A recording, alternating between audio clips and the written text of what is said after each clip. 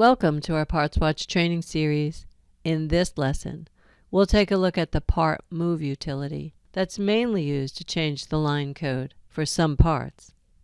Having consistent line codes can simplify interfaces between the store and the warehouse. So if you're new to Parts Watch and your line codes don't match the ones used by your primary warehouse, or if your primary supplier changes, this utility can be used to convert a line to match the line codes used by your supplier. If you plan on changing the line code for all parts in the line code rename utility will work best. If you plan on moving only some of the parts in the line, the part move utility must be used.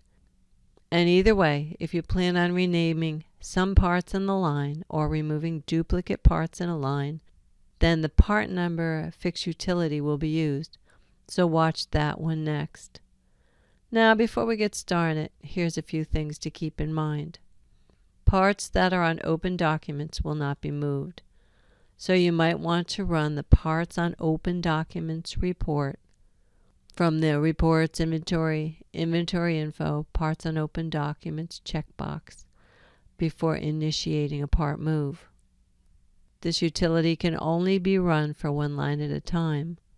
However, multiple conversions can be kicked off at the same time as long as each is running in a separate store.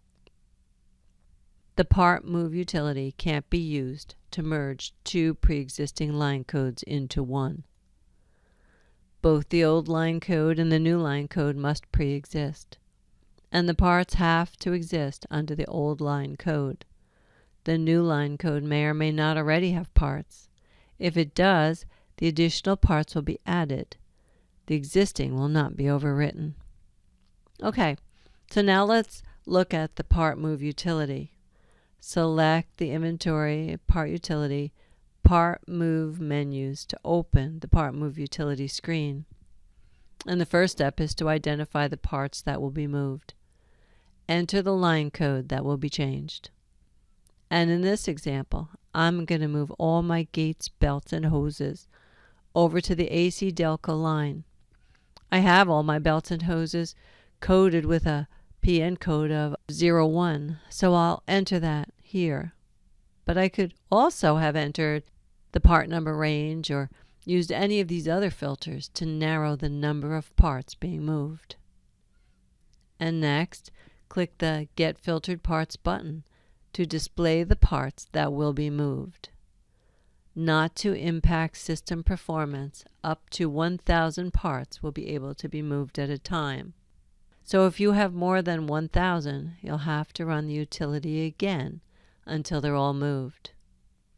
Now, notice the system adds a small checkbox next to each part to let you include or exclude certain parts by checking or unchecking them. The default is to be not included, so click the checkbox or the All button to include all of them, and the Clear button to uncheck them all. But I'm only going to check a few for this example. And now select the new line code. It has to already exist. If it doesn't, go in the line code entry screen and enter it before continuing. And I'm using AC Delco here. And the only thing left to do is click the Move Parts button to start the process. The status will refresh every 10 seconds, or you can click the Refresh button to refresh the status more often. While the conversion is running, it's okay to close the screen because it'll continue to run in the background, and if you come back before it's done, the status will be displayed. You can't start another conversion until the process is finished. The status will change to finished when done, and for whatever reason, unless all selected parts are moved to the new line, the status will show as failed. The system will let you rerun the utility using the same old and new line codes if all the parts didn't change under the new line code. Each time the utility is run, it'll be logged to System Messages, and a second message will be logged when it's complete, giving the status details of finished or failed. Click the Status button to display the system message. Once the selected parts have been moved, they'll be found under the new line code only. Throughout the application, for part maintenance, invoicing, purchasing, and reporting, including historical reporting. And that's it for the part move utility. Be sure to watch the part fix utility next if you need to rename some parts or find duplicates.